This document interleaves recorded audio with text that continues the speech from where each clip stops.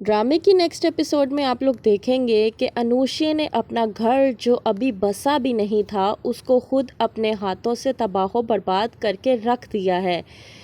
Aswad जो कहता था कभी अनुषे से कि वो उससे मोहब्बत करता है, वही अस्वद आज अनुषे से कह रहा है कि हमारे बीच कभी मोहब्बत थी ही नहीं। हाँ, अलबत्ता दोस्ती ज़रूर थी और दोस्ती की पसंदीदगी थी, लेकिन उसे मोहब्बत नहीं कहा जा सकता। इस सारे तमाशे के बाद जब यास्मीन और शकील बुलाकर अस्वद से पूछते हैं कि तुम ये क्या कह रहे हो, तुम बिला वजह आयशा को ज़लील ख्वार करने की कोशिश क्यों कर रहे हो, सिर्फ इस वजह से ताकि तुम अनुषे को शादी के लिए इनकार कर सको। इस बात पर अस्वद अपनी माँ और अपने वालिद को जवाब देते हुए कहता है कि मैंने कुछ भी गलत नहीं कहा था, मैंने अनुषा से जो भी कहा वो मैंने बिल्कुल ठीक कहा। हाँ, मैं आयशा से मोहब्बत करने लगा हूँ, कब कैसे ये मैं नहीं जानता।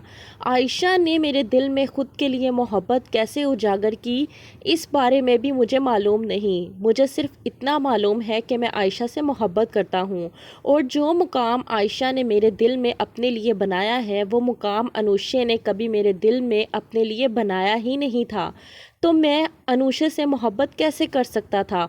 ये बात जानकर यास्मीन इतना खुश होती है कि अपने शौहर शकील और अपने बेटे अस्वद को लेकर सीधा नाइला के घर पहुंच जाती है और जाकर आसिफ से कहती है कि हम आपकी बेटी आयशा के लिए अपने बेटे अस्वद का रिश्ता लेकर आए हैं और हम यकीन करते हैं और उम्मीद करते हैं कि आप लोग इनकार बिल्कुल नहीं करेंगे।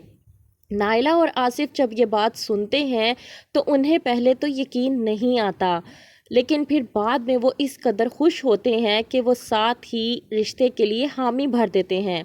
उनके जाने के बाद आसिफ अपनी बेटी आयशा को बुलाता है अपने पास और अपने पास बिठा कर कहता है कि आज यास्मीन शकील अपने बेटे अस्वद को लेकर अपने साथ हमारे घर आए थे और उनके मकसद को तुम जानती हो कि वो क्यों आए थे।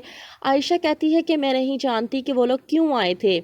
आसिफ कहता है कि वो लोग दोस्ती को रिश्तेदारी में तब्दील करना चाहते हैं। आयशा इस बात को समझ नहीं पाती, लेकिन वो सवाल नहीं करती।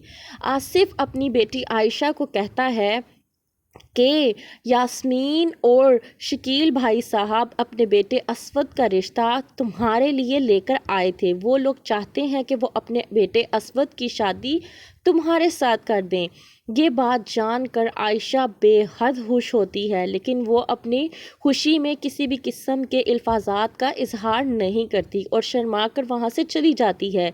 दूसरी तरफ जब घर जाते हैं अस्वद, यास्मीन और शकील, तो वहाँ पर अनुषे पहले से प्लानिंग करके बैठी होती है। जिस तरह से वो हमेशा से ही अस्वद को मनाती आई है, उसने सोचा कि इस बार भी अस्वद को मनाना बेहद आसान होगा। थोड़ी सी रोने की एक्टिंग करके अस्वद को मनाया जा सकता है, लेकिन इस बार उसके रोने की तरगीब भी उसके बिल्कुल भी काम नहीं आई। अस्वद कहता है कि मैंने तुमसे कभी मोहब्बत की ही नहीं थी। हाँ, अलबत्ता हम दोस्त बनकर रह सकते हैं। तो क्या करेगी अनुषे अब, किस तरह से मनाएगी अस्वद को, क्या होगा आगे, देखते रहिए ड्रामा सीरियल उम्मे आयशा।